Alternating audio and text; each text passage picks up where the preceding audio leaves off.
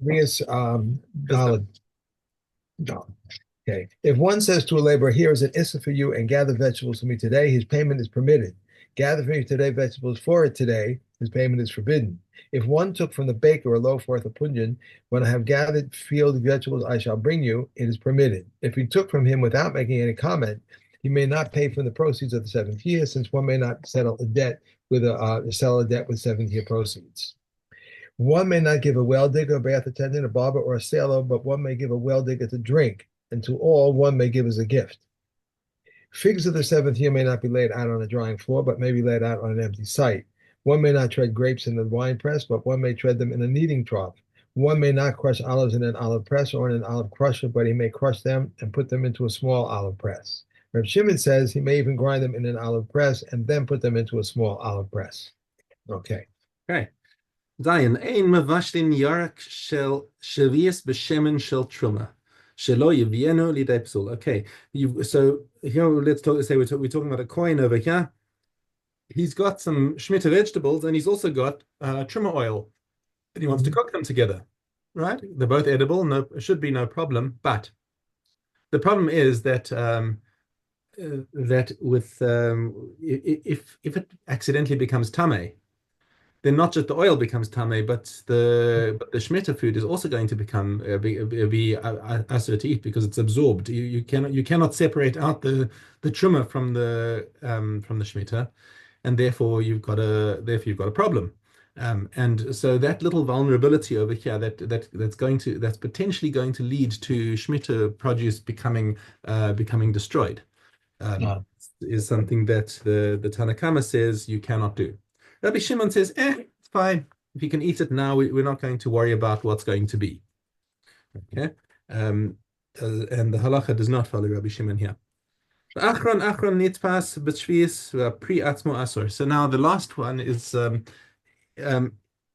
it's a completely different subject. It actually could have been a Mishnah in its own right because it's actually a very important principle over here that that Shemitah, that Kedusha Shvius is transmitted one by one through the line of trading. So let's say you go into the field and you pick yourself some vegetables, and you find you've got too much, so you go and sell it. Okay. So now the vegetables landed up in the hands of a buyer, and you've now got some money in your hand. That money has got Kedusha Shvius. Okay. And now you go and you're going to buy something edible. So let's say you go and buy some meat. Okay, so now your money goes to the shopkeeper and that becomes chulin again. Your meat, now that's got Kedusha Shvius in it. Okay. Now if you say, oh, I've got too much meat over here, let me barter this back for I don't know, some apples. So you barter back the apples of the meat for some apples. So the meat that you gave to somebody else becomes chulin, and the apples now take on Kedusha Shvius. So it trades on down, but the original produce, the one that came from the field, that never loses its Kedusha. So the first transaction gets Kedusha on both sides of the equation, and thereafter everything goes down, everything just gets transmitted and switched. It doesn't, so it will actually become chulin again, which is an interesting setup over here. But as I said, the original one never loses its kedusha. Yeah. Ches, ein lochin avadim v'karkos behema tamea. Right. One thing you're not allowed to do with your money. You've now got money that's got kedusha spheres because you sold Shemitah produce, and you have to buy something edible, which means you cannot buy slaves or land or a behemoth tamea like a horse. Okay. Midmei spheres not allowed. V'im lakach, and if he went ahead and did it, let's say accidentally discovered that, oh my gosh, I had this Shemitah money that I spent on a horse and now I've got the horse and the money's gone. Okay, so now what you got to do is your chal kenegdan. You have to pull in money out of your pocket, the same amount, and say, okay, now this is in place of the Shemitah money. So you basically exchange it for wherever it is in the world, and it comes back onto this money, and now you go and buy something that will take on Kedusha Shvius that's edible. Ein mevin kinei zavim v'kinei zavos v'kinei yoldos midmei shvius. And furthermore, you cannot use this money for not for these sacrifices, right? Um, the bird's nests. We call them bird's nests because when you bring two bird offerings, one for a chatas, one for an ola. Okay. Um, these may not be brought with Shevi'is money because the ola just gets burned. Right. So even though the priests will eat the chatas, that's not good enough because now you've got some shmita money that's going towards an ola, which is going to be burned. The imhevi, and if he did bring your chal kenegda, and once again, the money that you spent has to come back out of your pocket from chulin money and be spent on something edible. What we do here, by the way, is that you could use that shvius money to buy shlamim. Uh-huh. Okay. Okay, much like Maaser Sheni. Maaser Sheni money has the same kind of kedusha that you're in fact encouraged to buy shlamim with your Maaser Sheni money. Um, Ein sachin kelim b'shemen shel shvius. You've got shmita oil. One of the things I used to do with plates is smear them with oil because it improved the plates and perhaps there was a little bit of taste that came back into the food. I'm not sure. Well, I've never heard of it because we don't have kalim that would require smearing with oil. Um, Unless you're talking about like putting oil on the bottom of your frying pan, but that's Right, being right.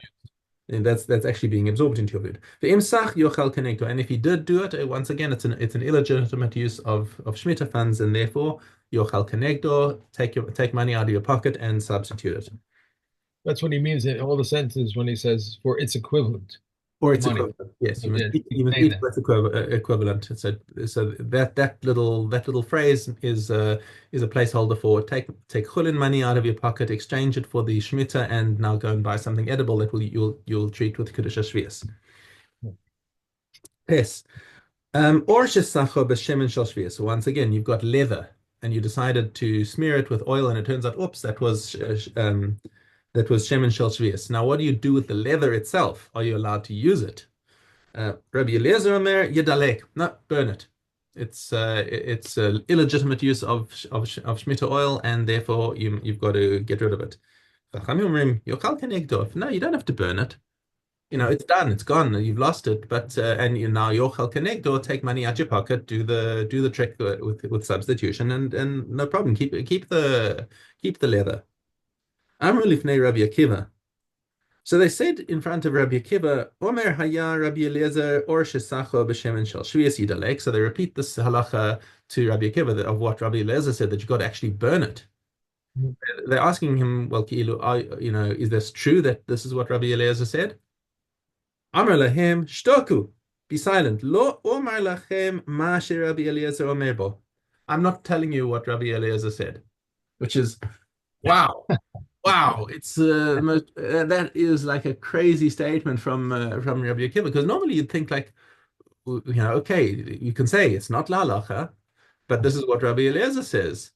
And he got pretty uptight with them about no, I'm not. This is and the commentaries suggest that actually the halacha is punkt verkehrt, that this Mishnah is punkt verkehrt, that Rabbi Eliezer is saying mutar.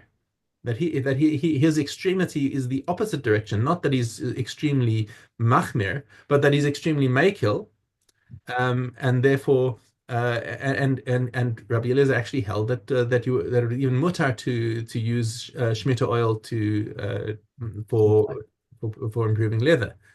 Now I'm not sure. There's no clarity on this on whether he actually did say this or not, because Rabbi Akiva wasn't telling. But yeah, and if he did, what was his svara? Don't know. But nonetheless, it was strong enough that Rabbi Akiva felt that I don't want to bring this into the Overton window. Okay. And he's not telling us any more than that. We had that a couple of times in Mhm. we've seen in the Mishnah, so it's like that. Okay. Kazar. All right, we have hey hey.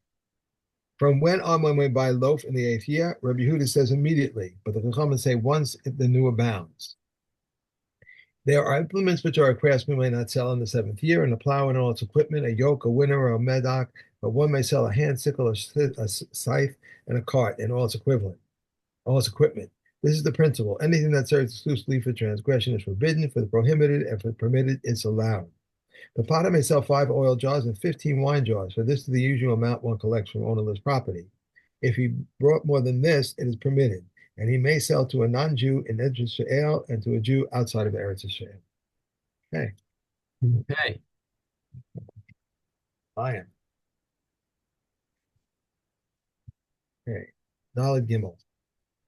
Rabbi Yehuda says this is merely a fence of the vineyard. And what is the mechol of the vineyard? Between two vineyards. What is a fence? That which is 10 tefachim high, and a ditch, that is which is 10 deep and 4 wide.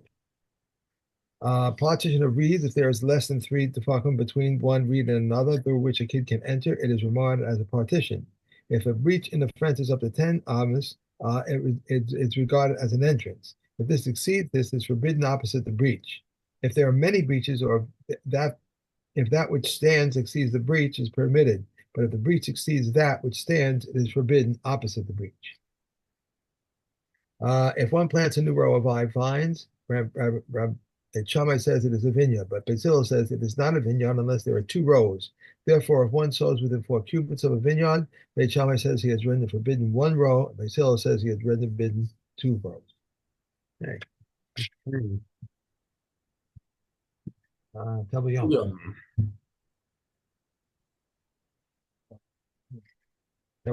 Okay. Gimel base. Regarding a vegetable truma with a beaten egg placed on top of it and the tevel yom touched the egg, he has rendered puzzle only the stalk opposite him. Rabbi Yossi says he rendered puzzle the entire upper layer. However, if the egg was like a helmet, there is no connection. Rabbi Nehemiah says, Rabbi Nehemiah says he grafts it by the tahor part, but the sages say he grafts it by the tameh part. And regarding all other foods, that which I went wrong. I went the wrong way. I'm sorry. I did something wrong. Okay. That should be Gimel Gimel. Yeah. Regarding, Yes, correct. regarding a streak of egg that was baked onto the walls of a pan and tevel touch it from the rim and onward, it is a connection. From the rim and outward, it is not a connection. And Rabbi Yossi says the streak and all that peels off with it. The same ruling applies to the looms that form the crust on the edge of the pot. And the dough that became a dimuah mixture, or that was leavened with sourdough or truma, is not rendered puzzle by touch of a tevel yom. But Reb Yossi and Reb Shimon ruled puzzle. Regarding a dough that was rendered susceptible to tumah by a beverage and was kneaded with pure fruit juice, and a tevel yom touched it, Reb Elazar ben Yehudis Reb Abartosa says in the name of Reb Yeshua, the tevel yom has rendered puzzle the entire dough. Reb Akiva says in Reb Yeshua's name, he has rendered puzzle only the place in which he touched. Okay. Halem.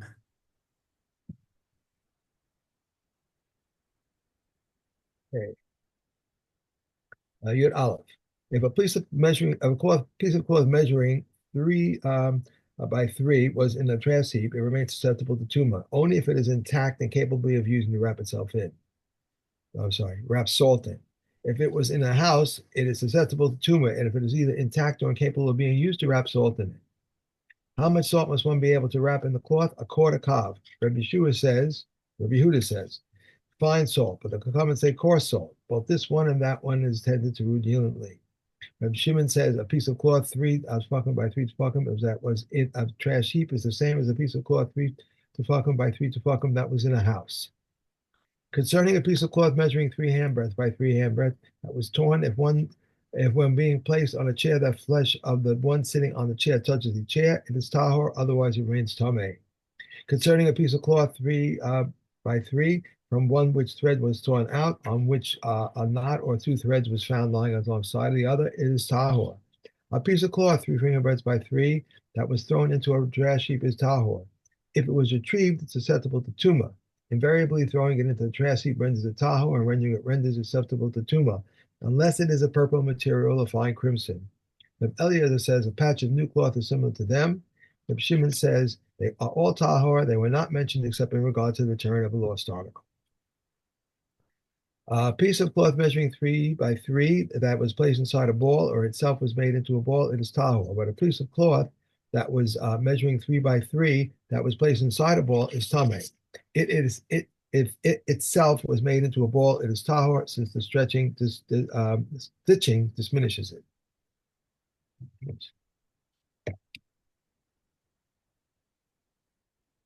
Us. Okay. Dalit.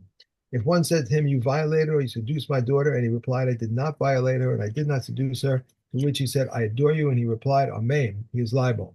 Reb Shimon exempts him since he does not pay a fine by his own admission, and he said to him, although he does not pay a fine by his own admission, he pays the indemnity for shame and impairment by his own admission. If someone said to him, "You stole my ox," and he replied, "I did not steal it," to which he said, "I adore you," and he replied, "Amen," he is liable. But if he replied, "I stole it, but did not slaughter it, and I did not sell it," to which he said, "I adore you," and he replied, "Amen," he's exempt. If he said to him, "You killed my ox," and he replied, "I did not kill," to which he said, "I adore you," and he replied, "Amen," he's liable. But if he claimed, "Your ox killed my slave," and he replied, "I did not kill him, I adore you," and he replied, "Amen," he's exempt.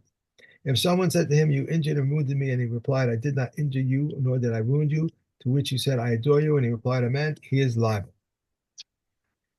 The oath of the judges is for a claim of two silver and an admission of value of a putra. But if the admission is not of the same kind as the claim, it is exempt. How so? If one claims two silver of mine are in your possession, and the other replies, "You have in my possession on a pruta," he is exempt. But if he claims two silver and a pruta of mine are in your possession, and the other replies, "You have in my possession only a pruta," he is liable. If he claims that I have a mana in your possession, and the other replies, "You have nothing in my possession," he's exempt. But if he claims I have a mana in your possession, and the other replies, "You have in my possession only 50 diars," he's liable. If he claims the mana of my father is in possession, and the other replies, "Only 50 dinars of his are in my possession," he is exempt because he is the one who returns a lost object. Okay. That's for Rosh Hashanah. Kindness. Thomas. I keep saying Rosh Hashanah. Thomas. Okay. Beit Aleph. One is the order of service of fast days. They would bring out the ark to the town square and place ashes upon the ark, the head of the Nase and the head of the chief of the court, and everyone else places ashes upon his own head. The eldest among them would preach words of inspiration before them, and our brethren, it is not stated regarding the people of Nineveh. And God saw their sackcloth and their fasting, but rather, and God saw all their deeds, and they repented their evil ways, and in the admonition he states, "Now rend your hearts and not your clothing." Then they began to pray. They send before the ark a well-versed elder who has children and whose honor is empty. I'm sorry, whose house is empty, and so his heart would be fully devoted to prayer. He recites before them 24 blessings, the 18 which are recited every day, and 6 more which are added. They are as follows: Acronis, as far as to Hashem, in my distress I called out, and he answered me. I shall lift my eyes to the mountains. From the depths have I called you, Hashem. Prayer of the afflicted when he faints. The Yehuda says he was not obligated to save the cross of Shapharis, but in that place he says, if there be a famine in the land, if there is pestilence, etc., the word of Hashem which came to Jeremiah regarding the drought, he then says proper endings. Okay. And done. Okay. We're doing a very interesting thing with Dan. We're doing